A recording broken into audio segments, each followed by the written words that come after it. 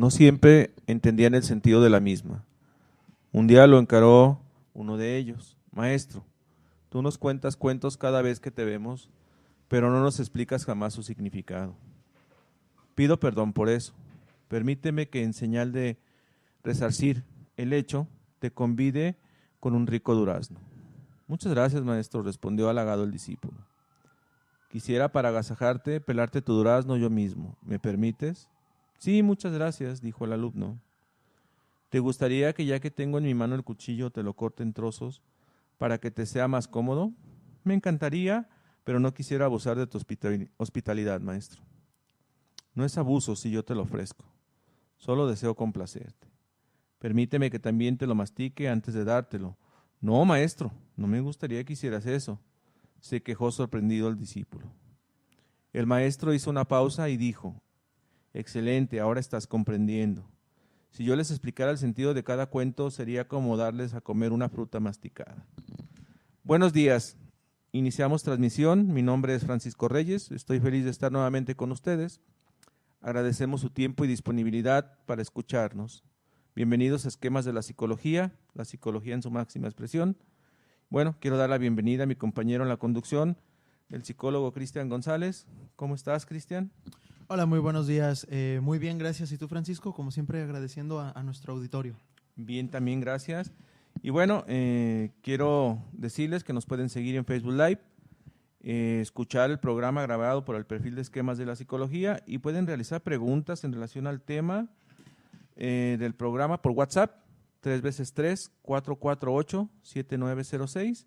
Y bueno, hoy abordaremos el tema de situación actual y perspectiva del estrés laboral, también conocido como la psicología de la salud ocupacional. Quiero agradecer el apoyo a nuestra compañera, como siempre, la psicóloga Cecilia Jiménez. Cecilia, muchas gracias. Ella es nuestra coordinadora de medios y enlaces. Sin ella esta transmisión no sería posible. Y bueno, Cristian, como ya lo habíamos adelantado la semana anterior, hoy íbamos a explicar el porqué de siempre iniciar con un cuento. Y bueno, ¿qué te pareció el planteamiento del día de hoy? Es muy interesante cómo las personas, en este caso el que funge como alumno, tiene que experimentar de otra manera más concreta lo que el maestro le trata de decir, por no poder entender pues de una manera abstracta o por no quererse esforzar y poder descubrir por sí mismo. Y a la gente le gusta que les den las cosas ya hechas, le gusta que le den el trabajo ya masticado, como dice la moraleja de la historia. Muy bien. Bueno, de acuerdo a lo que yo había investigado, algunos psicólogos han utilizado el cuento como una estrategia que sirve para mejorar ciertas condiciones y que, bueno, hablando desde la cuestión cognitiva, pues genera procesos cognitivos que pueden estar ahí quizás sin trabajar, y al momento de estar revisando este tipo de materiales les puede ser o más difícil o más fácil comprender ciertas situaciones. Y bueno, en algunos momentos también se utilizan ciertas paradojas que favorecen como tal esta condición. Dicen que los cuentos se han utilizado desde la antigüedad, son portadores de conocimiento, instrumentos de comprensión, y bueno, el cuento hace funcionar, de acuerdo a algunos estudios, los dos hemisferios cerebrales de forma conjunta. Muy bien, vamos a pasar, si bien te parece, a lo que sería nuestro tema. Y bueno, quiero dar una semblanza un poco general. Se dice que en los últimos años han acontecido una serie de cambios que han influido sobre los procesos laborales y en el diseño del trabajo. Estos cambios de carácter social, económico, político y tecnológico han producido nuevos riesgos psicosociales en el trabajo que afectan de manera negativa a la salud de los trabajadores y a su calidad de vida laboral. Dicen también que el estudio del estrés laboral y sus consecuencias sobre la calidad de vida, sobre todo la calidad de vida laboral de los trabajadores y sobre la productividad de las organizaciones, es en la actualidad un tema de interés central para las sociedades y obviamente para el gobierno. El objetivo radica en una demanda social que reclama una prevención y el tratamiento de sus consecuencias negativas para las personas y para las organizaciones. ¿Qué nos podrías referir sobre esto, Cristian? ¿Qué piensas sobre la condición del estrés? Bueno, para ir entrando en materia del trabajo y poder abordar esta situación del estrés, Es muy necesario tener que hablar pues un poco de la historia, ¿no? De cómo ha sido concebido el trabajo. Brevemente, desde la antigua Grecia se consideraba que pues los indignos son los que trabajaban, los demás, los sabios, pues no, todos se les tenía que dar por su misma condición de sabios. Vamos avanzando y después llegamos a la época del Imperio Romano, donde de igual manera los césares no tenían que trabajar por su condición de semidioses en esta tierra, las demás personas eran quienes se encargaban como un castigo divino, que entra por ahí después el concepto con Aquino. Y bueno, si seguimos avanzando en la historia, vamos a llegar a la época de la colonización, donde las personas que tienen un estatus mejor, por así decirlo, como en ese caso eran los conquistadores, pues eran capaces de someter a las personas a que tuvieran que hacer su trabajo. Seguimos avanzando en la historia. Y luego llegamos a la época de los feudalismos, donde de una manera más disfrazada se le empiezan a dar condiciones a los trabajadores, a las famosas tiendas de raya, a darles alimento a través de su trabajo. Y empieza esta concepción de que el trabajo es para ganarte algo, de que si quieres algo tienes que conseguirlo a través de un esfuerzo físico. Hoy se sabe pues que no nomás es un esfuerzo físico, sino que es un esfuerzo físico, mental, un desgaste incluso de lo familiar, de lo social. Y si llegamos hasta el momento de hoy, sin duda vamos a estar hablando de que hay muchos factores biopsicosociales que intervienen en el tema del trabajo. Sí es verdad que para la sociedad y para los gobiernos es un tema de interés, pero yo pienso también que es un tema temido, porque en este mismo sentido de la historia del trabajo tenemos la gran huelga de Nueva York, donde se fundaron los derechos de los trabajadores. Tenemos aquí mismo en México la guerra de los cristeros, donde también por ahí estuvieron mezcladas algunas situaciones que tenían que ver con los trabajadores, los ferrocarrileros de Cananea, por ejemplo. Sí. ¿Sí? Entonces, en este sentido, yo creo que también para los gobiernos se convierte en un tema de temor. ¿Qué pueden hacer los trabajadores unidos? ¿Qué pueden hacer los trabajadores si se les sigue opresando, si se les sigue presionando, si su trabajo costo, como lo vamos a ver más adelante, no es el suficiente para mantener un estilo de vida o una calidad de vida agradable, deseable para las personas? Ciertamente, bueno, como lo mencionas, creo que es interesante estos planteamientos. Y bueno, ya hace muchísimos años en esta cuestión de la evolución del ser humano, también se hablaba de que evolucionamos a partir de que empezamos a tener esta cuestión de buscar el trabajo, ¿no? Desarrollamos muchas habilidades que pudieron favorecer ciertas condiciones en nuestro entorno y que ahora nos permiten pues dar respuesta favorable a ciertas situaciones. Pero también es cierto que en esta actualidad, como tú lo mencionabas, pues la vida nos genera cierta incertidumbre y por consecuencia ciertos niveles de estrés. No tenemos certidumbre laboral hoy con este nuevo modelo de los outsourcing, donde hay contratos cada 3 meses, cada 6 meses, dependiendo cómo sea que te contraten, pues puede generar una situación estresante para las personas. Bueno, ahorita un poquito más vamos a tratar de definir lo que es el estrés, pero sí queremos como contextualizar a las personas en relación a este planteamiento. Sabemos pues de la importancia que tiene este tipo de condiciones y lo que buscamos es generar estrategias que puedan permitir a las personas pues tener un afrontamiento diferente a este tipo de condiciones. No quiero dejar de lado, haciendo una pausa en lo que estamos planteando, quiero mandar un saludo para un gran amigo en Uruguay, que me sorprendió que también nos estén escuchando en el programa, si bien es cierto retransmitido, pero que nos estén revisando y que de alguna manera también nos puedan aportar este tipo de ideas o de consejos en relación a las temáticas que estamos trabajando. Muy bien, por aquí en lo que era la introducción, Cristian nos habla de qué son los factores psicosociales y bueno, de acuerdo a algunos estudiosos, dice que son las condiciones presentes en una situación laboral que están directamente relacionadas con la organización del trabajo, con el contenido del puesto, con la realización de la tarea e incluso con el entorno de trabajo, que tienen la capacidad de afectar al desarrollo del trabajo y a la salud del trabajador, pero que también es cierto, no solo es en la cuestión negativa, esos mismos factores pueden generar obviamente incentivos para hacer un trabajo más eficaz y por consecuencia más eficiente. Yo por ahí en la consulta me he encontrado personas que se quejan sobre todo en esta cuestión del rol de la empresa, que no nos queda claro a veces el diferenciar que dentro de la empresa pues somos una figura y que fuera de la empresa somos otra, que buscamos cierta congruencia, pero que a veces demandamos ciertos beneficios.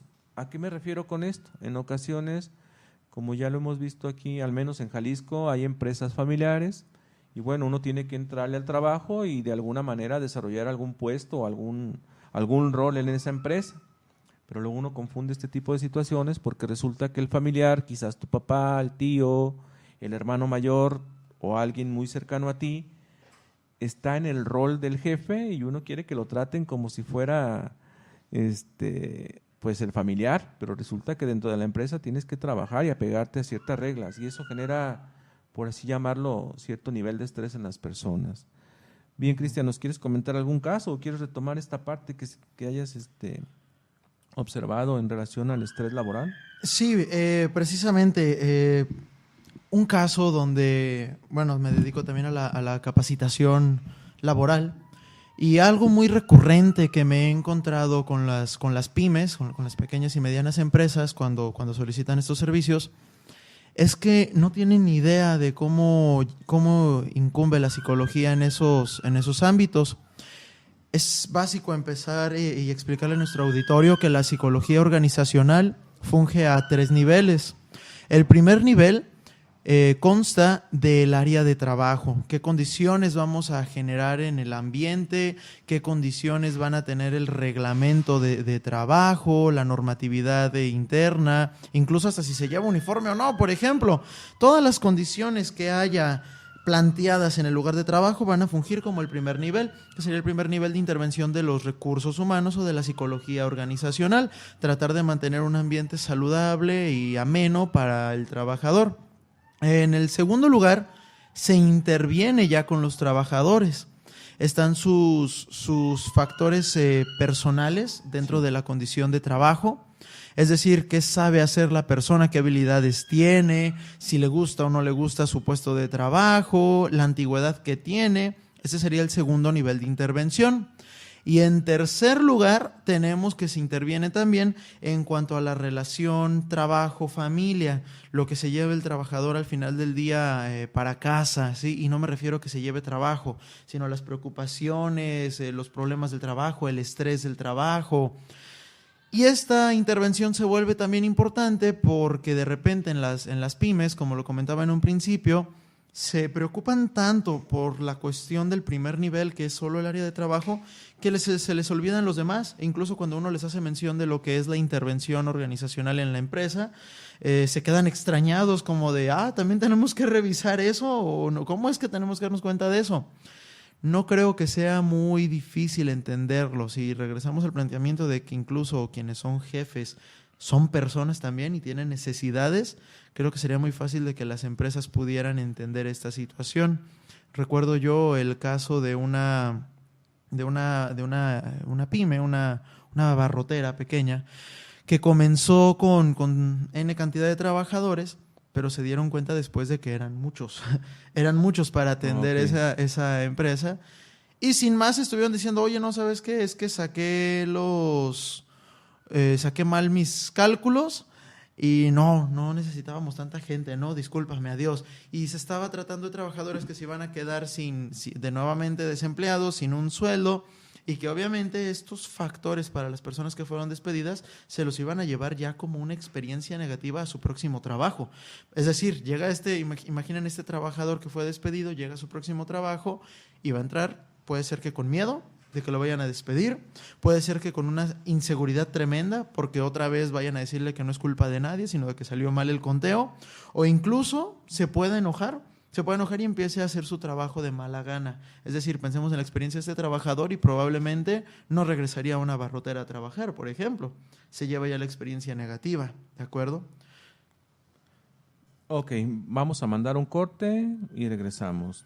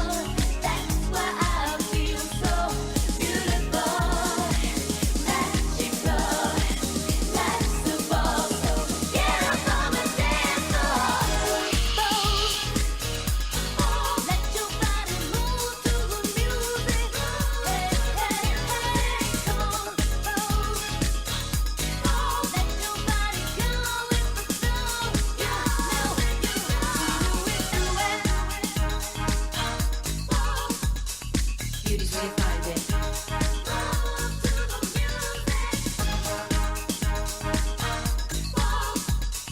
Beauty's where you find it. Greta Garbo and Monroe, Dietrich and DiMaggio, Marlon Brando, Jimmy Dean, on the cover of a magazine. Grace Kelly, Harlow Jean, picture of a beauty queen. Jean Kelly, Fred Astaire, Ginger Rogers, dance on air. They had style, they had grace. Rita Hayworth gave good face. Lauren Catherine Manitou, Betty Davis, we love you. Ladies with an attitude, fellas that were in the mood. Don't just stand there, let's get to it. Strike a pose, there's nothing to it.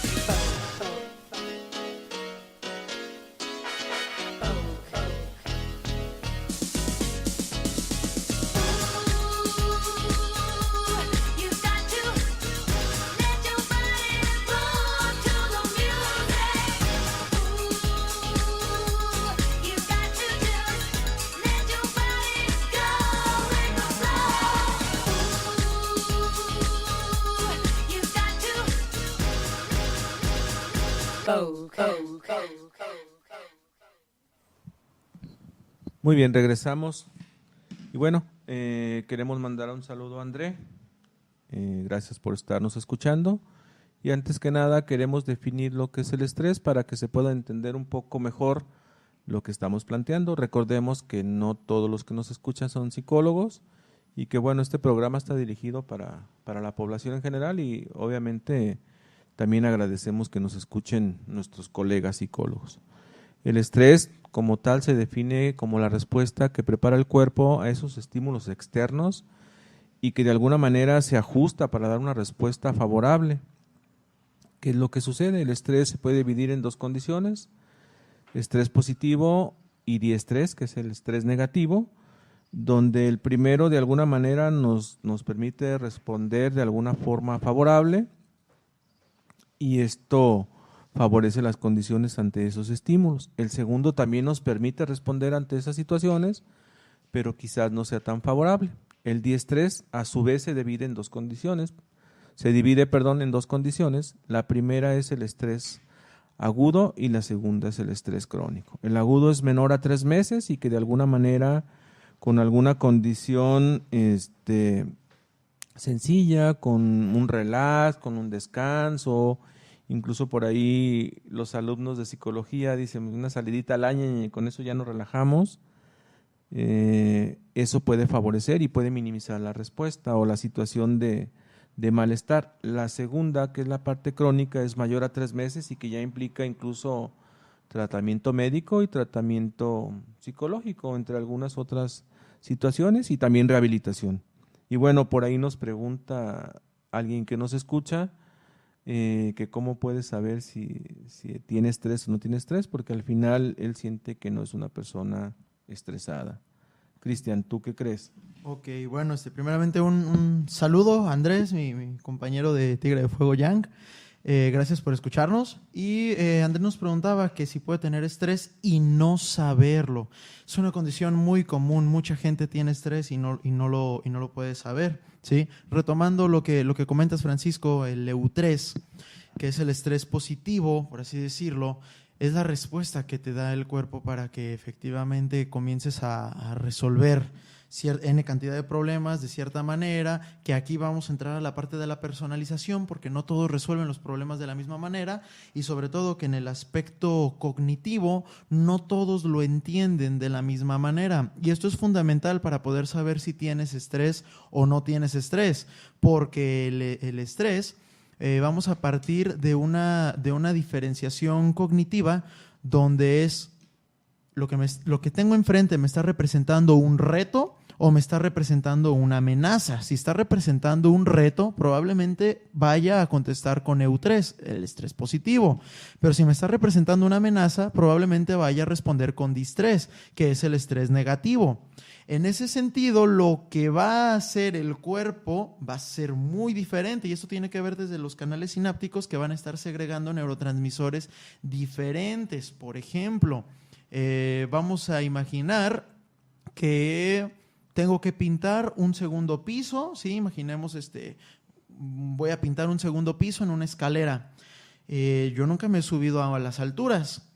Y de repente soy una persona aventurera con sed de aventura y digo, órale, esto no lo he hecho.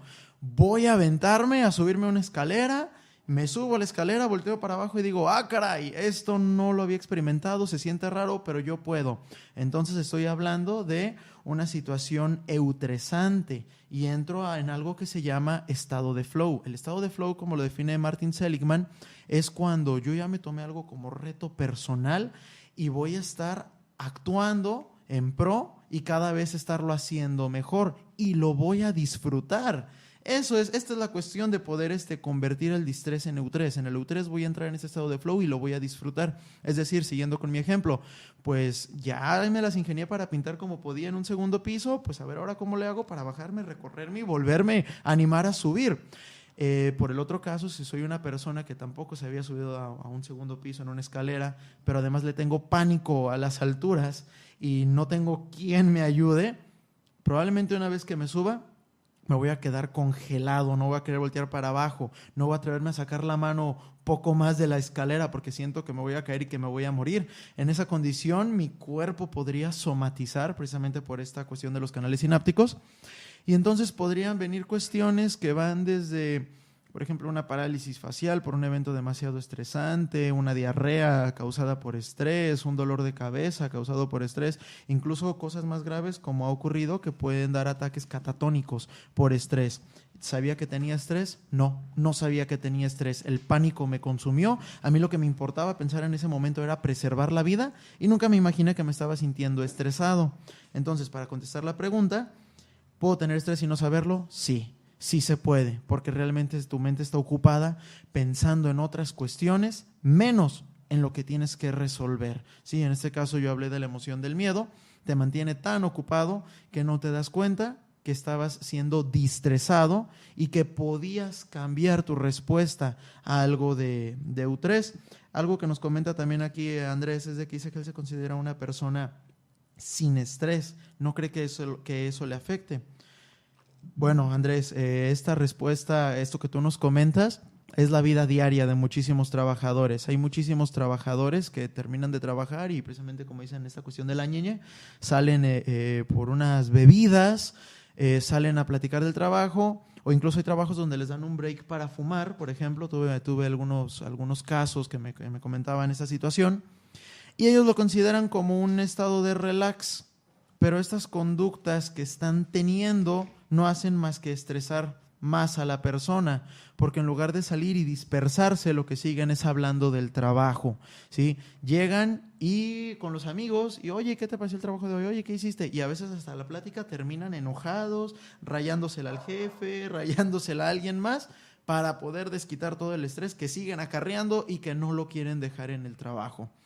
Francisco, ¿algo que quisieras agregar? Sí, yo creo que sí, en esta cuestión de saber si no o no estamos estresados, habrá que recordar, Andrés, que no solo es la cuestión laboral, hay muchos factores que pueden incidir y que bueno, ahorita en nuestro bello zona metropolitana de Guadalajara, pues es muy difícil por esta cuestión que ya lo hemos hablado en algunos momentos, la psicología del tránsito, que es la movilidad, de cómo algunas rutas nos pueden generar caos, cómo el ir transportándonos de tu casa al trabajo, del trabajo a tu casa, pues puede generar una situación estresante y que algunos estudiosos lo agregan o lo complementan en esta cuestión del estrés laboral, pero que al final, por eso escuchábamos ahí quien nos sigue en los cortes de la música, la canción de Vogue, hablar de moda, como si estar estresados fuera una moda y no necesariamente es una moda, son estilos de vida que uno tiene que desarrollar y que debe de aprender a afrontar de una manera saludable. Si bien lo mencionabas, el flow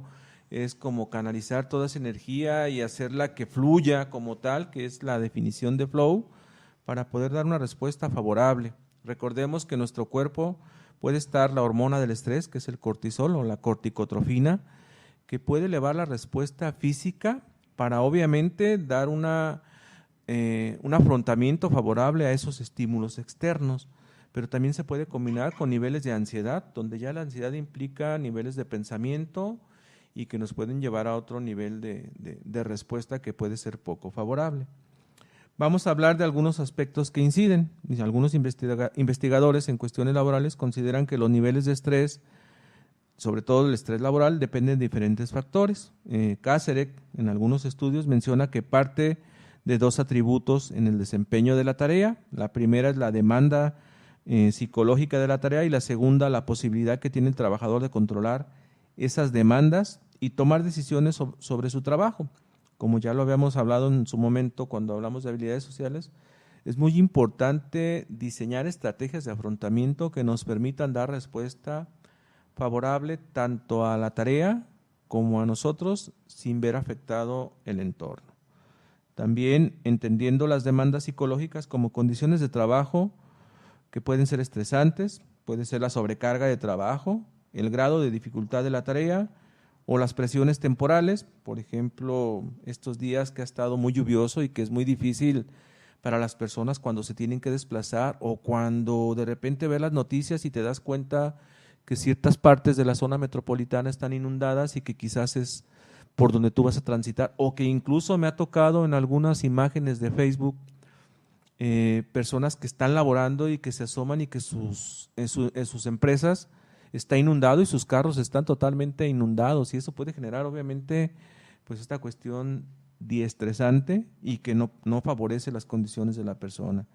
También a su vez, de alguna manera lo típico nos puede dar como resultado la fatiga, ansiedad, como ya lo había mencionado, situaciones de depresión como un estado transitorio y por consecuencia, Cristian ya lo había mencionado por ahí, somatizar enfermedades físicas. Incluso los invito a que hagan una pequeña prueba, chequen en la parte del trapecio, en la parte de la espalda, chequen a tocarse y sientan qué tan tensos están y de repente van a decir, ay, creo que sí estoy un poco o quizás sí estoy estresado. Bien, Cristian, en cuestiones de ansiedad, ¿qué podríamos ofrecer como alternativas para nuestros radioescuchas? Ok, bueno, y de hecho es una pregunta que ya nos estaban haciendo justamente, que qué oportuno abordar esta pregunta. Saludos para el maestro Armando Moreno también, que nos está siguiendo, muchas gracias, y para Bertalicia, que también nos manda saludos y que nos dice que buen tema. El maestro Armando nos pregunta también que cuál es la mejor manera de liberar o evitar el estrés, es decir, en cuestiones de ansiedad, ¿qué se puede ofrecer? Es importante entender que el estrés laboral va a llegar cuando la recompensa no es equitativa con la cantidad de lo que le estoy invirtiendo al trabajo, sea cognitivo, sea motriz, sea de desgaste de materiales o sea el desgaste de mi propio cuerpo.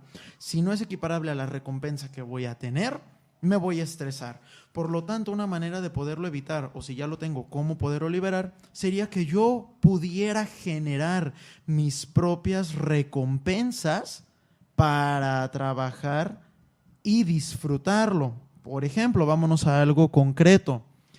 Se sabe que además de la paga, que es muy necesaria y que no creo que alguna persona pues sería capaz de trabajar sin una buena paga, someterse a bastante estrés, a bastante carga, pues tiene otras ganancias el trabajo, ¿sí? Por ejemplo, están las relaciones sociales, si me estoy dedicando a lo que me gusta, y esto es muy importante, de hecho por eso se realizan muchas pruebas vocacionales para saber qué te gusta y qué puedes hacer. Se tiene que equilibrar para tratar de evitar esto desde un principio, ¿sí? Aquí quiero hacer un paréntesis antes de seguir contestando la pregunta, porque de repente en el trabajo educativo, en las preparatorias, muchos alumnos no pueden entender ¿para qué tengo que hacer pruebas vocacionales? ¿Para qué tengo que estar haciendo tantos test y contestando qué me gusta si yo ya sé lo que me gusta? Bueno, muchas veces un estudiante puede engañarse y pensar que algo le gusta y no es cierto. No es diferente decir que te gusta ser, por ejemplo, ingeniero, y otra cosa es de que ya vayas a la obra y estés coordinando el trabajo. Es muy diferente a nada más decir que te gusta. En ese sentido, para evitarlo, sería muy bueno hacer pruebas vocacionales desde chicos, antes de iniciar un trabajo. Si la condición es de que ya tomé un trabajo, ya lo estoy ejerciendo, estoy descubriendo que no me está gustando mucho, pues bueno, vamos a tener diversas técnicas para poder liberar este estrés. Una de ellas que les puedo compartir de manera rápida sería la respiración diafragmática. La respiración diafragmática consiste en que la persona pueda inhalar alrededor de 4 segundos, mantener el aire alrededor de otros 4 segundos y exhalar despacio durante 4 segundos. Podemos realizar este tipo de respiraciones entre 10 y 15 veces en el mismo lugar de trabajo, es decir, yo incluso aquí en el programa de radio puedo respirar y en este momento, estos 3 segundos que me tomó esa respiración, yo ya me di un break para liberar estrés. Es algo que se puede realizar en cualquier trabajo y no tiene mayor coste, es decir, no tengo que dejar de estar trabajando para poderlo hacer. Otra técnica que podemos hacer para liberar estrés y que yo he recomendado mucho en terapia y que ha dado resultados es tener por ahí con nosotros una libretita, unos post-its y un pedacito de lápiz. Y de repente nosotros estar haciendo rayones, estar escribiendo, estar dibujando.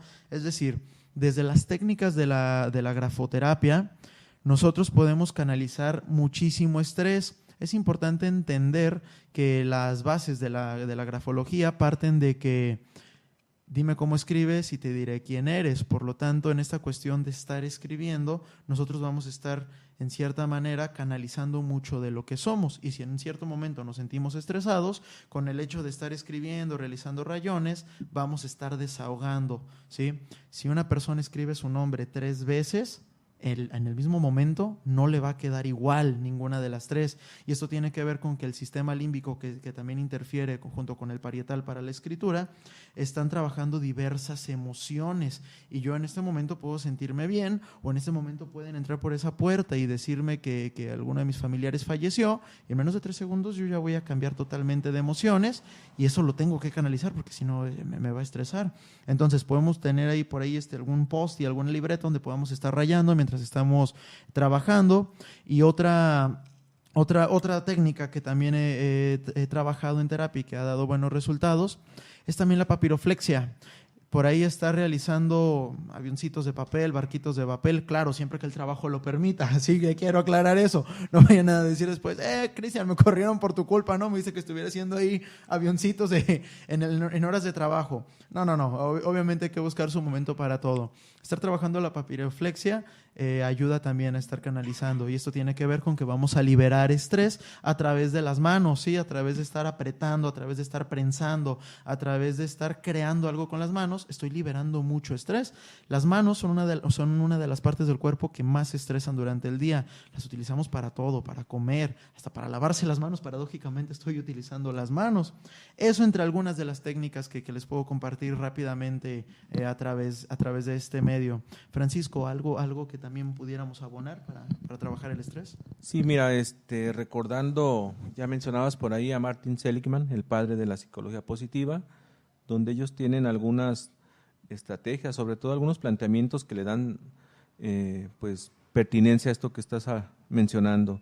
El manejo del humor como una estrategia que puede favorecer el afrontar el estrés, el contar chistes. Recordemos que el contar chistes de alguna u otra manera nos lleva a un nivel de pensamiento distinto, porque no todos tenemos esa habilidad para comprender el chiste en un primer momento, y habrá que recordar, les hago una invitación a que hagan como un recuento de esto. Cuando contamos un chiste, no falta el compañero que se ríe a los 5 o 6 minutos, o que después de 1 hora se sigue riendo del chiste. El primer caso es porque no es que sea uno ignorante, sino algunos estudiosos dicen que es un nivel de pensamiento muy elevado, donde tiene uno que tener atención a ese chiste para poder descifrar el mensaje, igual que en los cuentos. Y entonces por eso es que no nos reímos al principio, porque no lo comprendemos, pero de alguna manera favorece mucho el reírse. Algunos estudiosos dicen que una carcajada puede generar esta cuestión de neurotransmisores que pueden ser un paliativo y sobre todo pueden generar condiciones para favorecer la respuesta ante el estrés. Algunos dicen que la carcajada favorece el masaje a los órganos internos y que de alguna manera pues fortalece nuestras respuestas. También creo que sería importante esto de la inteligencia emocional. En muchas ocasiones solemos llevarnos situaciones del trabajo a la casa y eso genera conflictos con la familia, con personas que quizás no tienen nada que ver con nuestras problemáticas en el trabajo. También, ya lo habían mencionado, el Flow, que trabaja perfectamente esta cuestión de la psicología positiva, ya lo mencionaste, ya no voy a ahondar en ello. Lo que serían las fortalezas, hay que centrarnos más en nuestras fortalezas que en nuestras debilidades. Si solo tuviéramos una fortaleza sería suficiente para romper 10,000 debilidades, pero como por lo general somos muy centrados en lo negativo y no en lo positivo, pues nos cuesta trabajo reconocer las fortalezas. Yo en algunos talleres que he impartido me ha tocado reconocer esta condición. Cuando les pido que pongan debilidades y fortalezas, les pido 10 y 5 debilidades y 10 fortalezas, y resulta que me llenan primero las debilidades. Y por así llamarlo, la resiliencia, que es la capacidad que tenemos de recuperarnos ante situaciones que fueron agobiantes o que fueron aversivas para nosotros, y que eso nos permite aprender de la mala experiencia y poder de alguna u otra forma dar resultados más favorables. Bueno, como tal, lo que mencionaste, la respiración es lo que más me encanta a mí. En Japón tienen este tipo de situaciones tanto para la respiración, para tomarse un break, aunque son muy productivos, también le dedican tiempo al esparcimiento. De hecho, tienen por ahí, creo, algunas empresas tienen como obligación que el trabajador debe dormir 20 minutos durante el trabajo. O sea, no es si quiere, es obligación. Sí, porque incluso se ha dado situaciones donde el trabajador se ha metido tanto a la cuestión laboral que han sufrido infartos al miocardio por demasiado estrés que traen. Vamos a hacer una pausa, mandamos un corte y continuamos.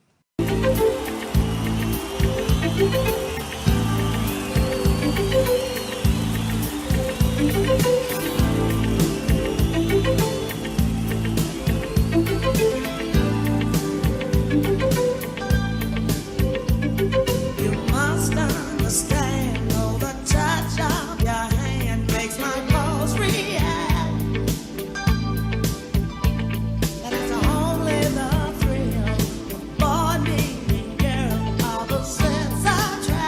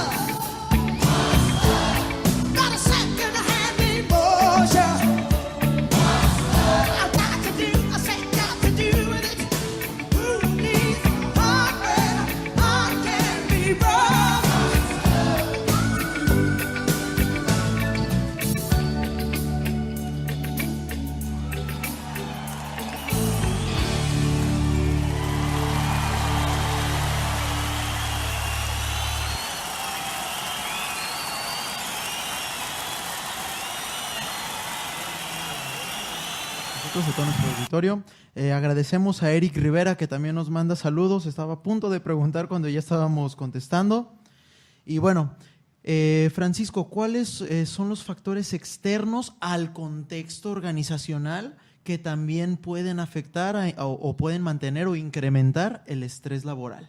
Ok, Cristian. Nada más no quisiera dejar de lado el nombre del karoshi, que es lo de muerte por estrés laboral y que se presentó mucho en Japón. Recordemos que en Japón, sin la tendencia a querernos comparar con ellos son muy productivos, pero también llega un momento donde quedan tan inmersos en el trabajo, hoy se les conoce como el workaholic, el adicto al trabajo, y que entonces la respuesta del cuerpo llega un momento donde ya no responde adecuadamente y bueno, somatiza y lamentablemente puede concluir con la vida de la persona. Bien, algunos autores mencionan que podríamos tomar en cuenta la economía, como ya lo mencionaba Cristian, eso de no tener certidumbre en cuestiones monetarias, pues no favorece las condiciones de respuesta. Los cambios en los mercados y en las políticas del mercado.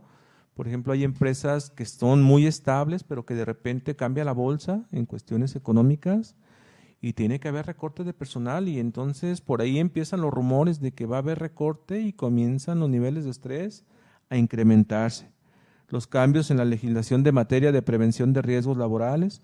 Habrá que entender ahora esta cuestión de los riesgos psicosociales o de los riesgos como tal en cuestiones laborales que están consideradas como un factor donde se puede llegar incluso a ir a consulta médica para que se les dé una incapacidad porque la persona está sufriendo este tipo de situaciones y que tiene sentido. Pero también entendamos esto, hace rato hablábamos de la outsourcing, eso también no da certidumbre en cuestiones laborales.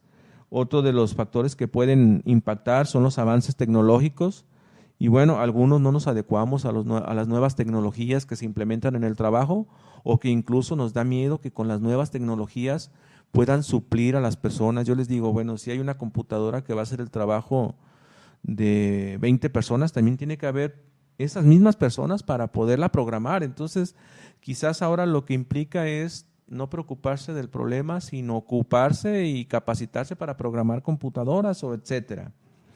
También nos habla de los cambios demográficos, como puede ser el envejecimiento, que por cierto quiero aprovechar, la próxima semana estaremos hablando del proyecto de vida en adultos mayores, y que también tenemos que entender que llega un momento donde ya tenemos que prepararnos para la jubilación.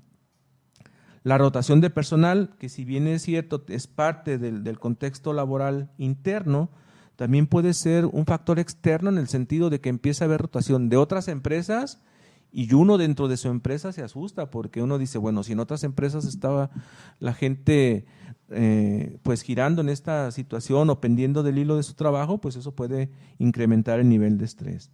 Otro factor que de alguna u otra manera podríamos tomar en cuenta es esto que ya habíamos mencionado, el desplazamiento que de alguna manera le aportamos a nuestro trabajo. Por eso es muy pertinente que las personas traten de conseguir trabajo, aunque luego es muy difícil, conseguir trabajo en centros o en instituciones que sean cercanas a su vivienda porque le imprimimos mucho tiempo. Hay gente que se desplaza hasta 2 horas al día solo para ir al trabajo y súmenle las otras 2 horas, entonces esas 4 horas no nos las pagan. No hay una retribución económica por ello. Entonces tenemos que generar estrategias para poder pues de alguna manera afrontar este tipo de situaciones. Cristian, ¿qué te parece este tipo de factores? Factores definitivamente que todo el mundo está viviendo, ¿no? Y que de hecho ahorita que mencionabas, Francisco, sobre los tiempos de traslado, pareciera ser que se vuelve también algo importante como un motivo por el cual la empresa te puede contratar o no. Que vivan a menos de 1 hora, ¿no? Que vivan a tantos kilómetros de distancia de la empresa, cuando se sabe que la ciudad está creciendo a pasos acelerados, que hay demasiada gente en el transporte público, en automóviles en las calles, incluso hasta los traslados en bicicleta para hacia el trabajo parecieran ser riesgosos por esa misma situación. Quiero también comentarle a todo nuestro auditorio que desde mayo del 2006 el Instituto Mexicano de Seguro Social y la Secretaría de Trabajo y Previsión Social reconocieron oficialmente al estrés laboral como una de las 2.500 enfermedades laborales por las cuales puede haber un motivo de incapacidad o incluso un motivo de alguna repercusión que tendría que ser remunerada por el lugar de trabajo. Es decir, con esto pretendo informar a los trabajadores que conozcan sus derechos, que investiguen por ahí y le den una leída a la Ley Federal de Trabajo, y también a los que son patrones o jefes que tomen conciencia y que se puedan sensibilizar ante esta situación. Pues hubo un momento, claro, donde toda persona que es jefe ahorita tuvo que haber sido trabajador en algún momento. Nadie nace siendo jefe, ¿no? Entonces, que puedan sensibilizarse ante esta situación. Bertalicia nos pregunta que qué signos o síntomas son característicos de un estrés laboral y que cuándo se puede decir que el estrés laboral es tal que se necesitaría de una intervención. Esto, junto con la pregunta que nos hacía Andrés sobre si puede tener estrés y no saberlo, va de la mano, ¿sí? Entre algunos de los síntomas que se puede tener el estrés laboral está una fatiga crónica, un desinterés tanto por mis compañeros de trabajo como un desinterés al trabajo. Es decir, esto lo podemos notar mucho en las personas que están en atención al cliente. Cuando están ignorándonos, dándonos el avión y parecía ser que no nos escuchan, pues podría ser un signo de estrés. Francisco, okay. En ese sentido también vamos a tener como otro síntoma dormir mucho o dormir muy poco, comer mucho o comer muy poco. Tenemos también que va a haber negligencia, y con negligencia ya no estoy hablando de desinterés. En el desinterés era en una primera fase donde el trabajador en cierta manera va dejando de ocuparse de ciertas situaciones, pero con la negligencia el trabajador ya sabe que no le interesa y lo hace adrede, no importándole si pone en riesgo a sus compañeros de trabajo, si pone en riesgo a los clientes de X empresa. Es decir, con esa negligencia va a ir a afectar a alguien solo porque no le está gustando su trabajo. Considero yo que esos son los focos rojos de alerta para poder ir a una intervención clínica y que la persona pueda ya sea subsanar este estrés que tiene, o incluso pudiera hasta hablar con recursos humanos de su empresa para que se pudiera ver por ahí si se le puede cambiar de área, y definitivamente si no es así, que incluso pudiera cambiar de trabajo porque puede representar un peligro también para los otros trabajadores. Entre los síntomas más graves que puede haber del estrés laboral, yo pienso que sin duda está la somatización. La somatización es la manera en cómo nuestros pensamientos, nuestros sentimientos, nuestros afectos generados por una carga de trabajo se van a venir a materializar en nuestro cuerpo, y entonces, como lo mencionaba hace un momento, aparecen diarreas, dolores de cabeza, dolores de hombros, dolores de cintura, y uno dice, bueno, pues que no estoy haciendo nada que me lleve a uno de esos dolores. Ha habido casos donde, por ejemplo, enfermedades laborales como el cáncer, que aparecen sin ninguna explicación biológica o médica concreta, se ha demostrado que son incluso por somatizaciones, por un estilo de vida estresado. Entonces, yo pienso que eso podría ser uno de los síntomas muy graves, donde incluso podríamos pensar que ya fue tarde para una intervención. Francisco. Muy bien, creo que lo más común es las cefaleas, todo lo que tiene que ver con la citis, que son al final un tipo de inflamación, encefalitis, gastritis, colitis, que es lo más típico donde somatizamos.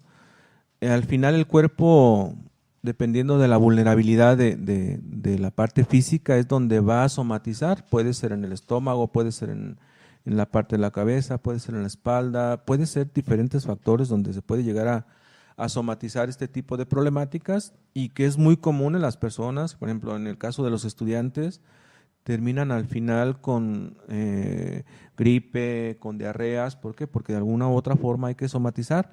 Recordemos que se hace una analogía de que somos como una olla de vapor, acumulamos, y llega un momento como esta olla express donde ya no sale ese vapor y entonces explota, ¿no? Recordemos que el estrés es de alguna manera una tensión, una cuestión que parte de la física. Entre más nivel de tensión haya, obviamente puede reventar esta parte de donde se está generando la tensión. Y por eso es que se hace se lleva a la parte de la psicología, donde se hace esta comparación, y cuando nosotros llevamos un nivel de tensión muy fuerte, pues entonces rompemos de alguna otra manera, ¿no?